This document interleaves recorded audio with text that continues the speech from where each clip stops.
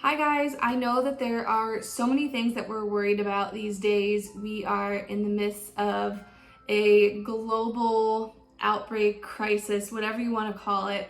The financial markets are crazy, political climate is tense, and the 24/7 news feeds.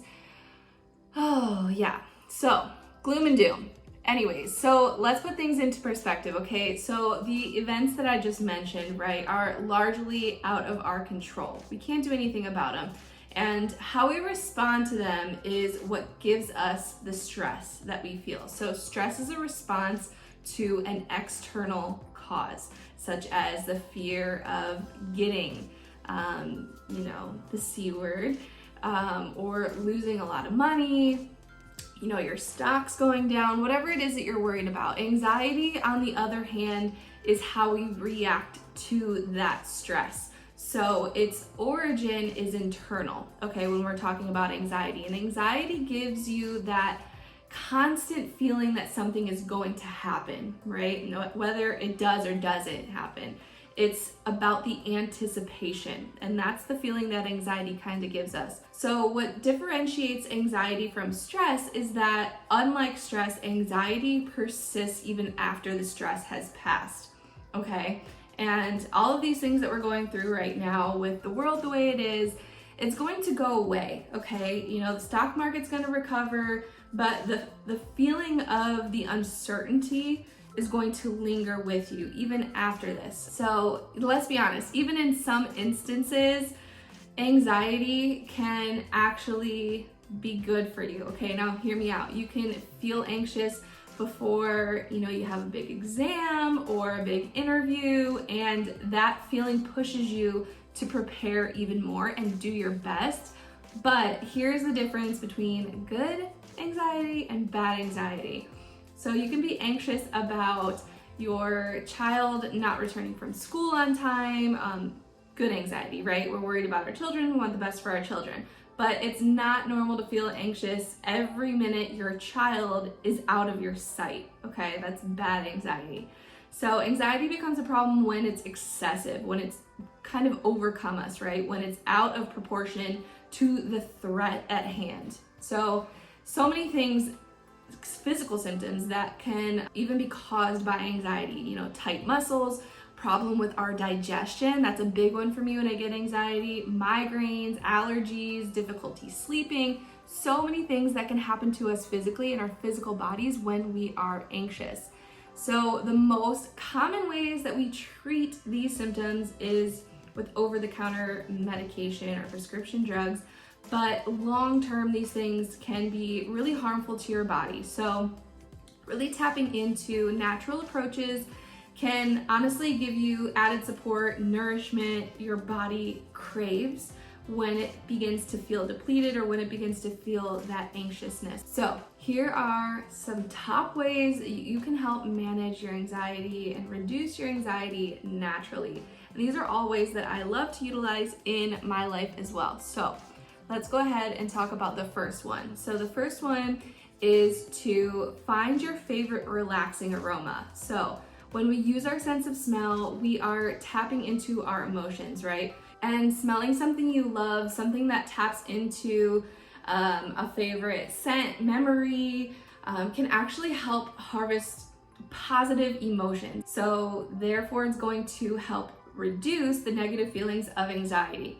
So what the mind feels, the body responds to. So applying your favorite essential oil, aroma, diffusing it throughout the air, putting it on your skin can help to take the edge off. Mine happens to be these 3 essential oils: frankincense, lavender, and bergamot. I love those 3 essential oils to help with easing my mind and my body. The second one is that I'm going to mention is to take a walk, okay? I cannot emphasize enough how important it is to get outside and connect with nature. We are, as humans, we're wired to sense the world around us.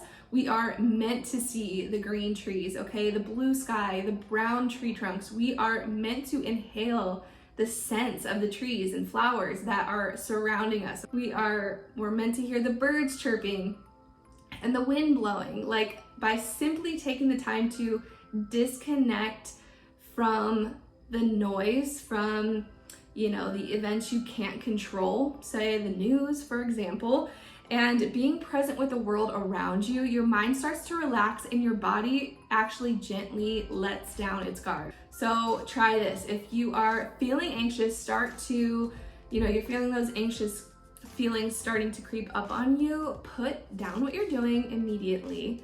So as soon as you're able to, okay, maybe not immediately, I understand, we all have things to do, and move your body, okay? Go outside, take a walk around the block, or a long walk, even if it's just out on your porch, your front porch for a few minutes. No distractions. Don't listen to music or a podcast, like literally just go outside with nothing and just simply observe the world around you. So much when I do this, it helps my anxiety so much.